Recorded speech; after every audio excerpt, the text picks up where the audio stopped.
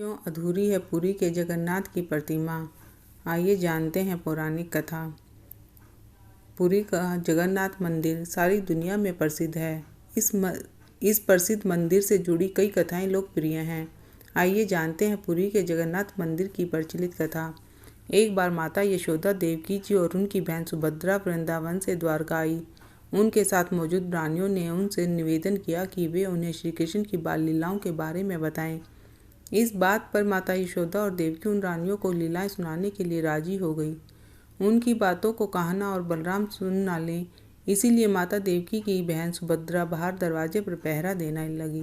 माता यशोदा ने कृष्ण की लीलाओं की गाथा आरंभ की और जैसे जैसे वो बोलती चली गई, सब उनकी बातों में मगन होते गए। खुद सुभद्रा भी पहरा देने का ख्याल भूलकर उनकी बातें सुनने लगी। इस बीच कृष्ण और बलराम दोनों वहां आ गए और इस बात की किसी को भनक नहीं हुई। सुभद्रा भी इतनी मगन थी कि उन्हें पता ना चला कि कान्हा और बलराम कब वहां आ गए। भगवान कृष्ण और भाई बलराम दोनों भी माता यशोदा के मुख से अपनी लीलाओं को सुनने लगे। अपनी शैतानियों और क्रियाओं को सुनते सुनते उनके बाल खड़े होने लगे। आश्चर्य की वजह से आंखें बड़ी हो गई और मुंह खुला रह गया। वहीं खुद सुभद्रा भी इतनी मंत्रमुग्ध हो गई कि प्रेम भाव में पिघलने लगी। यही कारण है कि जगन्नाथ मंदिर में उनका कद सबसे छोटा है। सभी कृष्ण की लीलाओं को सुन रहे थे कि इस बीच नारद मुनि भी आ गए। नारद जी सबके हाव भाव देखने लगे ही थे कि सबको एहसास हुआ कि कोई आ गया है। इस वजह से कृष्ण लीला का पाठ यहीं रुक गया। नारद जी ने कृष्ण जी से उस मनमोह लेने वाले अवतार को देखकर कहा कि वाह प्रभु, आप कितने सुंदर लग रहे हैं। आप इस रूप में अवतार कब लेंगे? उस वक्त श्री कृष्ण ने कहा कि वह कलयुग में ऐसा अवतार लेंगे।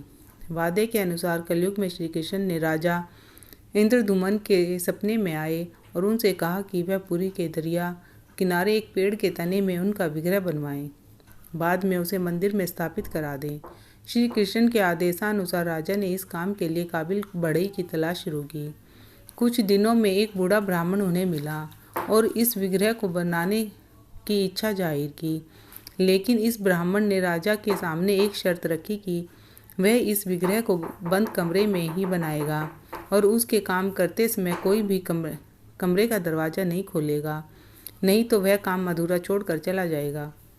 शुरुआत में काम की आवाज़ आई, लेकिन कुछ दिनों बाद उस कमरे से आवाज़ आना बंद हो गई। राजा सोच में पड़ गया कि वह दरवाज़ा खोलकर एक बार देखे या नहीं, कहीं उस बूढ़े ब्राह्मण को कुछ हो ना गया हो। इस चिंता में राजा ने एक दिन उस कमरे का दरवाज़ा खोल दिया। दरवाज़ा खुलते ही उसे सामने अधूरा विग्रह मिला और ब्राह्मण गायब था। तब उसे एहसास हुआ कि ब्राह्मण और कोई नहीं बल्कि खुद विश्वकर्मा थे। शर्त के खिलाफ जाकर दरवाज़ा खोलने से वह चले गए। उस वक्त नारद मुनि पधारे और उन्होंने राजा से कहा कि जिस प्रकार भगवान ने सपने में आकर इस विग्रह को बनाने की बात कही, ठीक उसी प्रकार इसे अधूरा रखने के लिए भी द्वार खुलवा लिया की जाती है।